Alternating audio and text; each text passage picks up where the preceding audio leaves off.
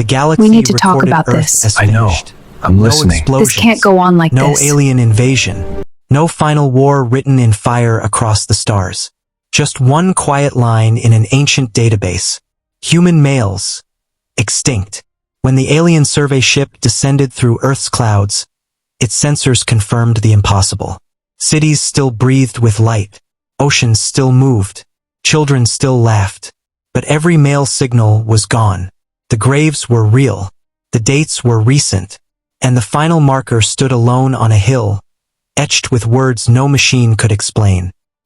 Here lie the last men of Earth. The visitor was not prepared for what the women of this planet had chosen to do after the last goodbye. And the galaxy was not prepared for the answer. The survey ship Tyrolan slipped out of hyperspace without ceremony, as if the universe itself did not wish to draw attention to what it was about to reveal.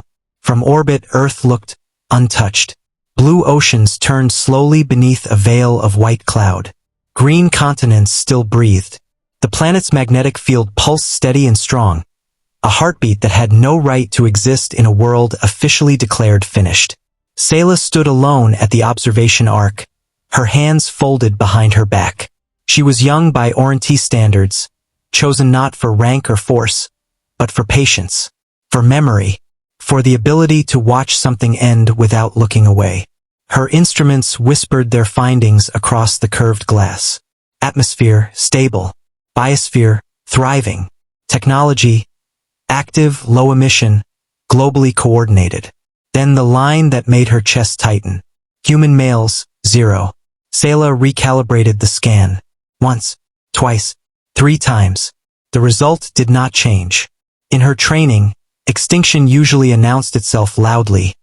Radiation scars, shattered cities, orbital debris. Earth had none of these. Whatever had happened here had not been violent. It had been final. The Tyrolan descended through the cloud layer, its hull humming softly as anti-grav fields adjusted to a planet that no longer expected visitors. Below, vast plains stretched outward, dotted with forests and rivers that followed their ancient courses, as if history had never intervened. Sayla selected a landing site far from major population centers. Protocol demanded distance, respect. This was not a rescue mission. It was a record. The ship settled into a broad valley surrounded by low mountains dusted with snow. Grass bent under the displaced air. Nothing burned. Nothing fled. When the hatch opened, cold wind rushed inside, carrying the scent of soil and pine. Sayla stepped onto Earth. The ground was solid beneath her boots, ancient in a way no artificial world could imitate. She felt it through the thin membrane of her suit, the vibration of insects, the slow movement of roots, the pressure of deep stone. This planet was alive in ways her people's engineered worlds had never been. Her suit's translator began to map human languages from lingering radio transmissions. Music drifted faintly through the static, slow, melodic, unhurried. A species with nothing left to prove. Sayla removed her helmet. The air was clean, cold, honest. She had expected grief. What she felt instead was presence. As the sun lowered toward the mountains, lights appeared in the distance. Warm, amber points scattered across the valley floor. A settlement. Modest. Purposeful. No defensive grid activated. No weapons signatures emerged. No panic rippled through the electromagnetic spectrum. They knew she was here. Sayla began walking. Each step felt like a crossing of thresholds, between history and memory, between an ending and something quieter. Structures rose ahead. Stone reinforced with wood and recycled metal, built to last but not to dominate. Gardens surrounded the buildings. Winter crops sheltered beneath transparent canopies. A figure waited at the edge of the settlement. Human, female, elderly. She stood without fear, hands clasped, eyes reflecting the fading light. Time had carved lines into her face, but not weakness. What Sayla saw there was resolve, the kind that forms when all other options have already been lived through. The woman spoke first. "You must be the historian," she said, her voice steady, as though welcoming a long-expected guest. Sayla inclined her head, the Oriental gesture of respect. I am Selah of the Oranti Collective, she replied. I have come to record what remains. The woman nodded once. Then you're just in time, she said. We've been waiting for someone to remember. And as the stars emerged above them, unchanged, indifferent, eternal, Selah understood that Earth had not been abandoned. It had been prepared. Silence, Selah learned quickly, had weight on Earth. It was not the absence of sound. Wind still moved through trees, distant machinery hummed, and somewhere water flowed beneath stone. This silence was something deeper, a missing note in a familiar chord, a space where a voice should have been. Her instruments felt it before she did. As Selah walked beside the human woman into the settlement, her wrist display pulsed with constant verification alerts. The Tyrolan sensors were still sweeping the region, widening their range, probing every structure, every biological signature. The result never changed. Female, present. Male, none. Not hidden. Not shielded. Not dormant. Gone. The town itself seemed designed around that absence. Pathways were wide and gently sloped. Buildings carried no symbols of dominance or hierarchy, no monuments to conquest, no statues raised in triumph. Instead, there were plaques, names, dates, quiet acknowledgments of people who had lived, worked, and been loved. The woman noticed Selah's attention drifting. You're looking for them, she said. Yes, Selah replied carefully. My people require certainty. You won't find uncertainty here, the woman said. Only memory. They entered a long hall warmed by geothermal vents. Light filtered down through translucent panels in the ceiling, soft and diffuse. Along the walls stood shelves, books, data slates, handwritten journals preserved beneath glass.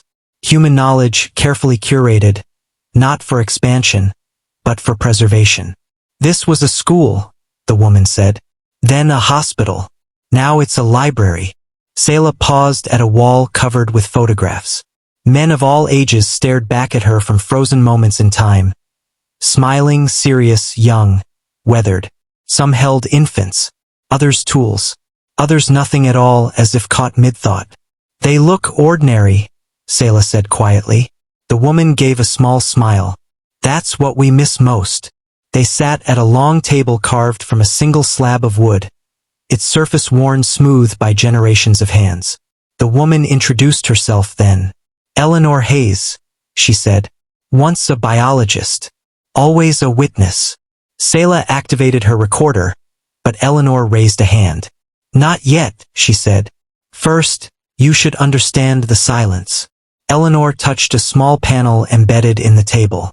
The lights dimmed, and the far wall came alive with a projection. A timeline stretching across centuries. At first, it was just statistics, Eleanor began. A slight imbalance. Fewer boys born each decade. Doctors blamed stress, pollution, chance. The line dipped gradually. Then came fragility, Eleanor continued. Immune failures, developmental instability. We adapted medicine as fast as we could. The line dipped faster. And then, she said softly, came the last generation. Selah felt her throat tighten, an unfamiliar sensation. Were there attempts to preserve them? She asked. Eleanor nodded. Every ethical one, and several we argued about for years. Cloning, artificial genomes, hybrid chromosomes engineered in orbital labs. All failures, Eleanor said. Not immediately, but inevitably. She looked directly at Selah. The problem wasn't just genetic, she said. It was systemic. Men weren't a single function you could isolate and rebuild. Eleanor stood and led Selah outside. Night had fallen fully now. The settlement glowed with warm light, small and deliberate, as if conserving not power, but meaning. They walked beyond the buildings, past fields lying dormant beneath frost, to a low hill at the town's edge. Rows of markers stretched before them. No grand tombs, no towering memorials, just names, dates, and a shared ending. Selah's sensors shut down automatically. There was no signal left to measure. This, Eleanor said, her voice barely above a whisper, is where the world learned to listen. Sayla knelt, pressing her palm to the frozen earth. In all her years of study, she had never encountered a civilization whose defining feature was not how it lived, but how it endured the sound of something irreplaceable becoming silent. And for the first time since arriving on Earth, Sayla understood that extinction did not always arrive with fire. Sometimes, it came as quiet as the last breath, and stayed. The cemetery was older than it looked. At first glance, it seemed simple. Rows of stone markers set into the earth with careful spacing. The ground kept clear not by machines, but by hands that still believed tending the dead mattered. But Sayla's instruments told a deeper story. The soil had been disturbed and restored many times over decades, each layer marking another farewell. Eleanor walked slowly among the graves, as though each step followed a path she had memorized long ago. They didn't all die at once, she said, answering a question Sayla had not yet spoken. That would have been easier to understand. Sayla studied the names etched into the stones. The dates told a quieter tragedy. Lives shortened, clustered closely together, each year fewer than the last. What did they know? Sayla asked. Eleanor stopped before a marker smaller than the rest. Everything, she said. We stopped lying to them. The last generation of men had grown up surrounded by data, projections, and careful silences. For years, scientists tried to shield them from the truth, hoping for a breakthrough that would arrive just in time. But hope, stretched too thin, had begun to feel like cruelty. So we told them, Eleanor continued. We showed them the models. We explained the biology. And we let them ask questions no child should ever have to ask. Sayla imagined it, young minds grappling with an ending written into their own cells. How did they respond? She asked. Eleanor's mouth curved into a faint, bittersweet smile. Better than we did. The last men did not riot. They did not withdraw from the world. Instead, they became urgent in a way Sayla had never seen in any recorded civilization. They wanted to be useful, Eleanor said, not remembered as victims. So they taught. Classrooms filled with boys who studied twice as hard, not for careers, but for legacy. Engineers wrote manuals that assumed no successors. Farmers perfected low-maintenance ecosystems. Artists created works designed to last longer than audiences. They became very gentle, Eleanor added. Not weak, gentle. Sayla paused before a stone bearing 3 names, all sharing the same final date. Accident? She asked. No, Eleanor replied. Choice. The oldest men, knowing the strain medical care placed on dwindling resources, had begun to refuse extraordinary treatment. They signed documents clear, calm, unanimous. Let the world keep breathing, they had said. We've had enough air.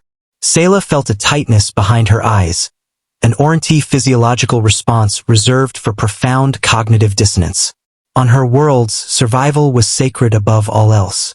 Here, dignity had outranked it. They reached the center of the cemetery, where one marker stood apart, larger, unadorned, impossible to miss. Here lie the last men of Earth. They stood until the end. Sayla stared at the words. Who wrote this? She asked. Eleanor rested her hand on the stone. They did, she said. Together. The last time they were all in one place. Sayla pictured it, a gathering without illusion, without bargaining. Men of different ages, bodies failing at different speeds, united not by fear, but by acceptance. They asked us to remember them this way, Eleanor said. Not as a tragedy, as a completion.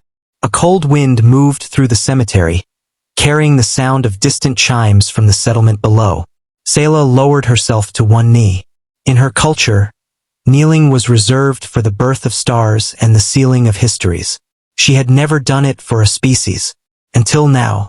As she rose, Sayla understood something that no report could ever fully convey. Humanity's strength had not ended with its men.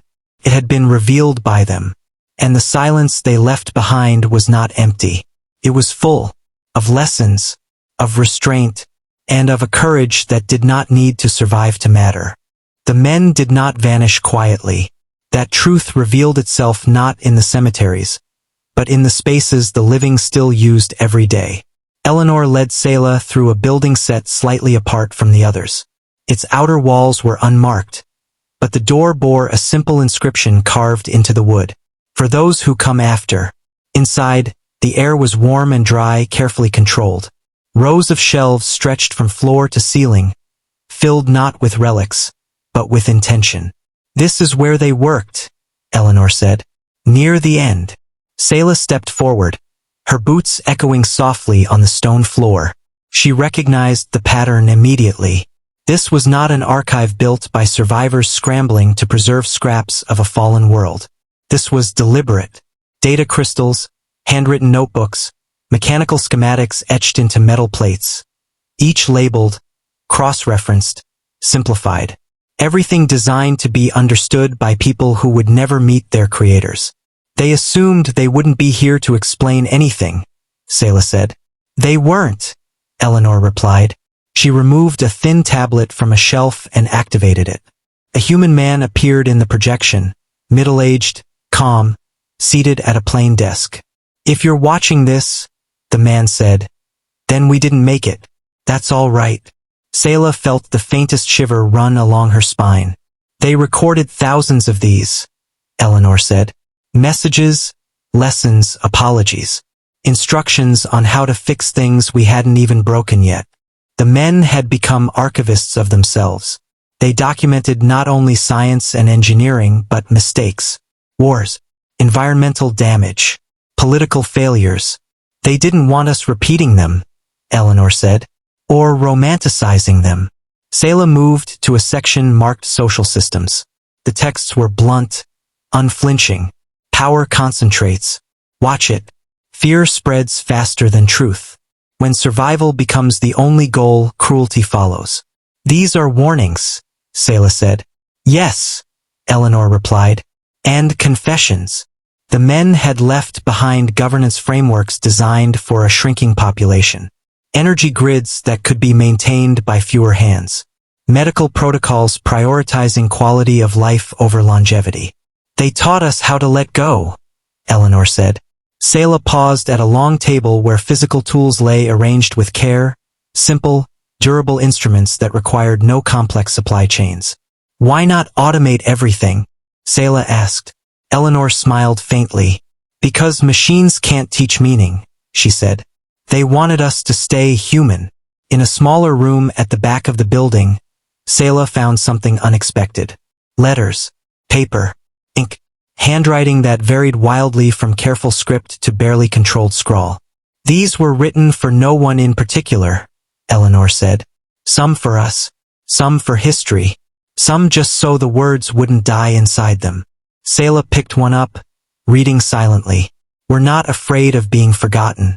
We're afraid of being misunderstood. She looked up. They knew someone like me might come. They hoped, Eleanor said. Hope was the one thing they never stopped practicing. As they left the building, the sun dipped lower, casting long shadows across the settlement. Children's laughter drifted faintly from a nearby hall, girls learning, playing, growing in a world shaped by men they would never meet. Do they feel the loss? Sayla asked. Eleanor considered the question. They don't miss faces, she said. They miss ideas they never got to argue with. Sayla nodded slowly.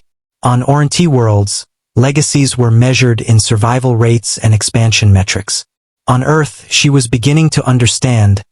Legacy had been measured in preparation. The men had not left monuments. They had left instructions, humility, and restraint. And in doing so, they had shaped the future more carefully than any empire ever had. By knowing exactly when to stop building and start leaving room. What surprised Sayla most was not what humanity had lost. It was what it had become. Eleanor took her beyond the settlement the next morning, along a road that followed the curve of a river once crowded with industry. Now it moved freely, its banks reinforced not with concrete walls, but with living roots woven carefully into the soil. This used to be a manufacturing corridor, Eleanor said. Steel, chemicals, noise, all the things we thought progress required. Sayla scanned the area. The water was clean, fish moved in slow, confident patterns. You dismantled it, Sayla said. No, Eleanor corrected gently. We finished with it.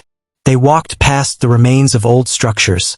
Frames left standing, not as monuments, but as anchors for new growth. Vines climbed through steel ribs. Solar membranes stretched where roofs once were. Without the pressure of expansion, humanity had redesigned itself. Cities had been downsized, their populations concentrated into regions that could be sustained indefinitely. Energy was no longer produced for growth, but for balance. Nothing was built that could not be maintained by fewer people than existed now. You planned for absence, Sayla said. We planned for honesty, Eleanor replied. Sayla observed the people they passed, women of all ages, moving with unhurried purpose. No guards. No visible enforcement. Disputes, when they occurred, were settled quietly, often by councils of elders whose authority came not from law, but from trust earned over decades. Conflict still happens, Eleanor said, anticipating Sayla's thoughts. We're human, but without inheritance, ambition changes. No dynasties, no legacy of blood, no future generations to impress. We stopped asking what would outlast us, Eleanor said, and started asking what would not harm what came next.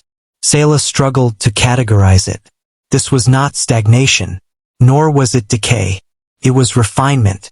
They entered a communal hall where women worked in silence, repairing tools, preserving seeds, copying texts by hand alongside digital backups. Why maintain physical records? Sayla asked. Because electricity is a convenience, Eleanor said. Memory is not. Sayla realized then that humanity had shifted from innovation to stewardship. They were no longer racing time. They were pacing it. In the afternoon, Eleanor showed Sayla a map of the planet, population centers marked in soft light. The numbers were low, carefully controlled. We agreed not to outlive the world, Eleanor said. On Oriente worlds, population collapse triggered emergency expansion, desperate colonization, frantic attempts to preserve the species at any cost. You could have forced survival, Sayla said.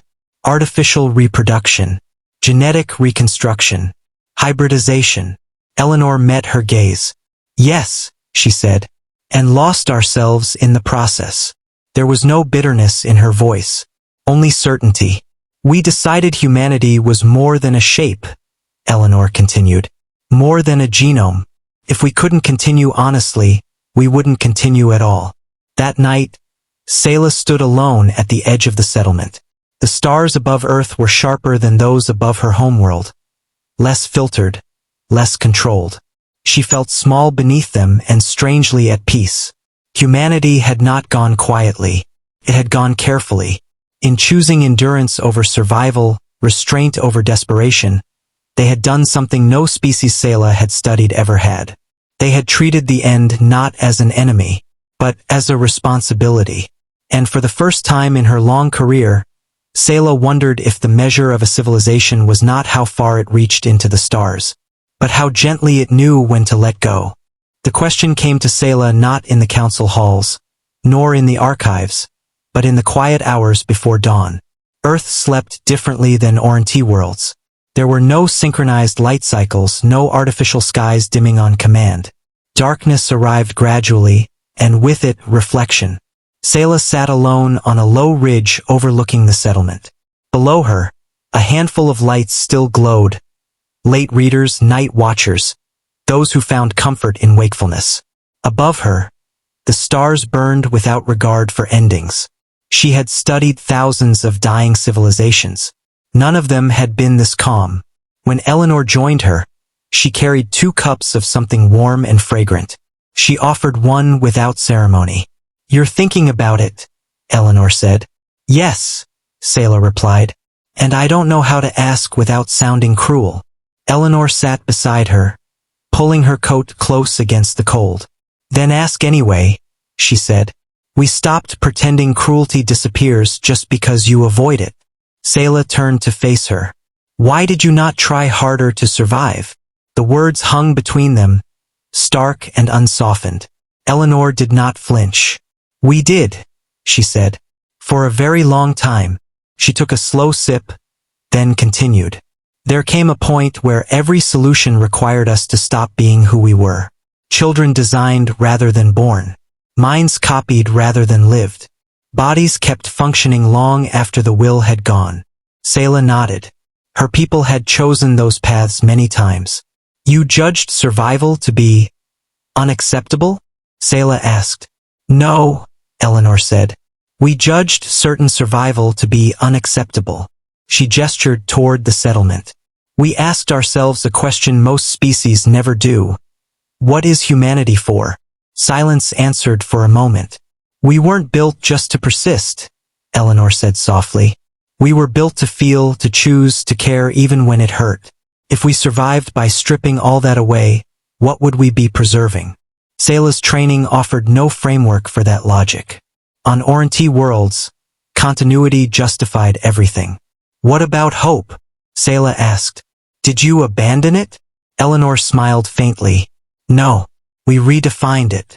Hope, she explained, was no longer tied to descendants or expansion. It lived instead in completion, in knowing the world would be better after they were gone than before they arrived. We didn't want the universe to remember us as a problem it had to clean up, Eleanor said. Sayla looked at Earth's darkened horizon. You chose an ending, she said. Yes, Eleanor replied. And in doing so, we took responsibility for it. The cold deepened.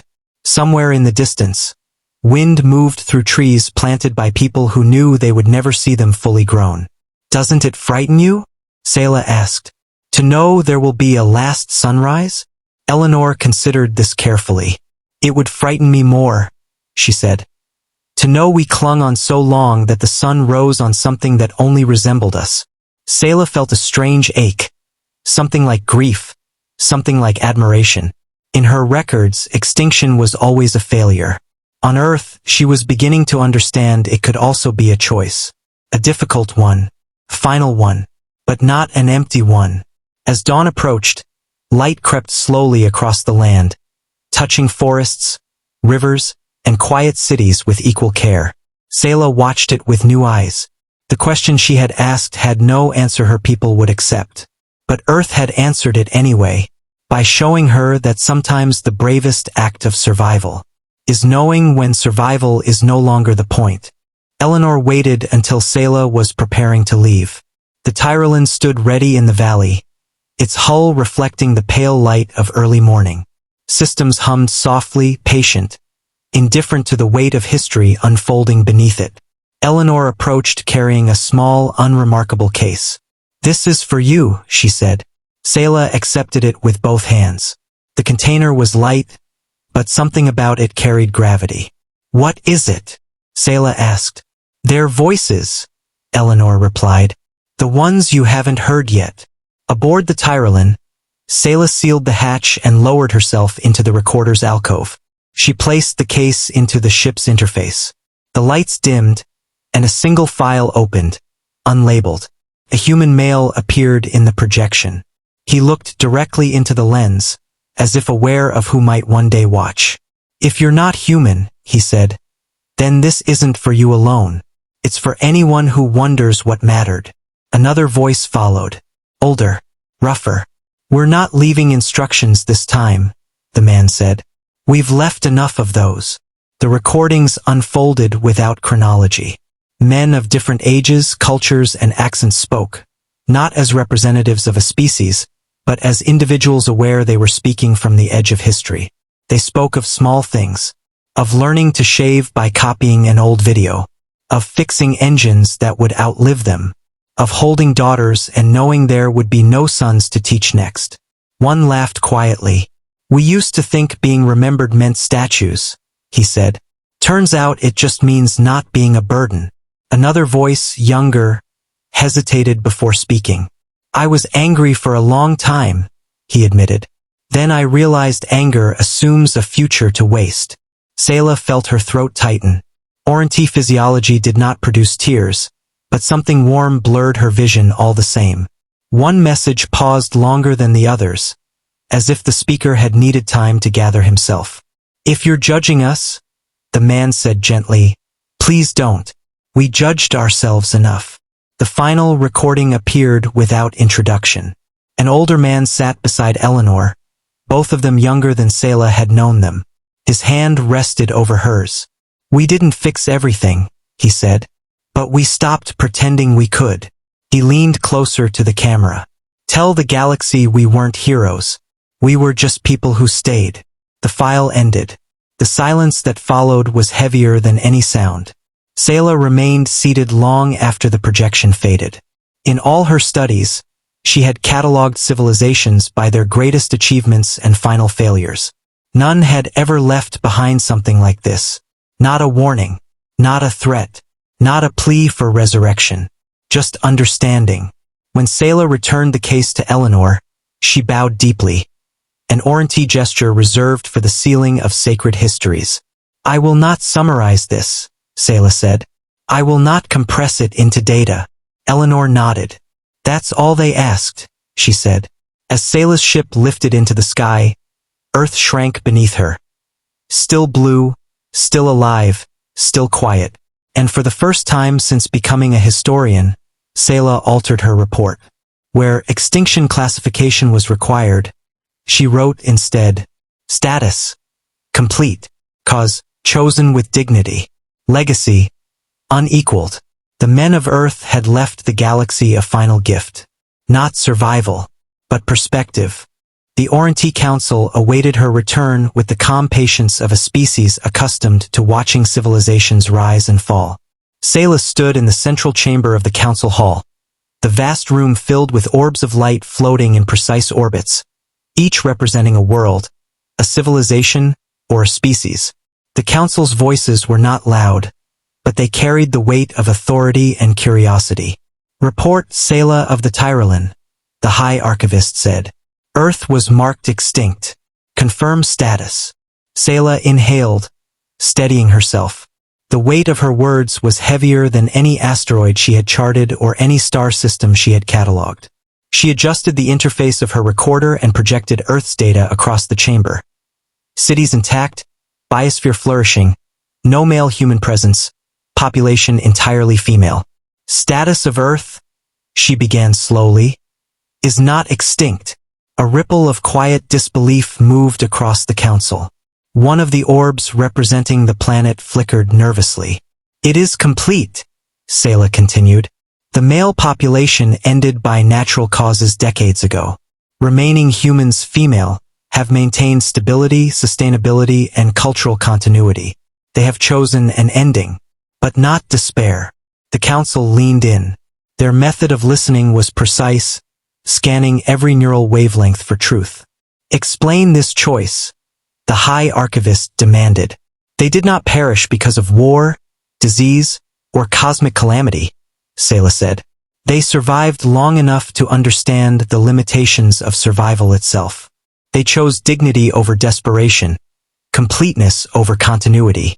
Selah projected examples of human achievements post-collapse. Cities redesigned for sustainability, education systems refined to preserve knowledge without dependence on numbers, cultural archives curated for the benefit of memory rather than expansion. "They could have forced survival," she said, "through artificial reproduction, genetic engineering, or interstellar intervention. They deliberately chose not to. Humanity has concluded its own chapter, intentionally, thoughtfully, and with restraint." The chamber was silent. Not disbelief, but contemplation. Selah sensed the council weighing implications. On Oriental worlds, survival always justified intervention. Here, survival had been consciously foregone. "You are recommending no interference?" the archivist asked. "Yes," Selah said. "I recommend protected status. The human's choice is not weakness. It is a civilization's ethical conclusion. To intervene would be to impose an external will on a species that has already demonstrated wisdom beyond preservation." Another council member spoke. "How do we classify such a civilization?" Selah considered the question. On paper, extinction was a technical term, a simple binary. But Earth's humans defied simplicity. "They are complete," she said. "They have finished their narrative. They do not require rescue, remembrance, or replication. They only require understanding. The council's orbs brightened, one by one, a signal of acceptance. The High Archivist's voice softened, almost reverently. A civilization that defines its own ending, we must note this. This is precedent. This is caution. This is respect. Sayla bowed, recording the acknowledgement. It was the first time she had ever felt the profound responsibility of being a messenger, rather than a recorder. As she left the chamber, she knew that the story of Earth would travel through the galaxy not as a cautionary tale, nor as a tragedy, but as a testament to the courage of choosing meaning over mere survival. Humanity had not conquered the stars, but it had mastered something far more elusive, the dignity of its own ending. And the galaxy would never forget that lesson. The stars above Earth burned as they always had, silent, patient, eternal. But for a brief moment, a planet had chosen its own ending. And in doing so, it left a story that stretched farther than any empire, brighter than any conquest. As you watch this, remember, greatness is not only measured by what we build, but by how we choose to let go. By the care we take in shaping not just life, but legacy. If this story spoke to you, take a moment to reflect on the histories we inherit, and the ones we leave behind. For more journeys to the edge of humanity, more tales of courage, resilience, and quiet triumph, like, subscribe, and join our voyage through the stars. Because some endings are worth remembering.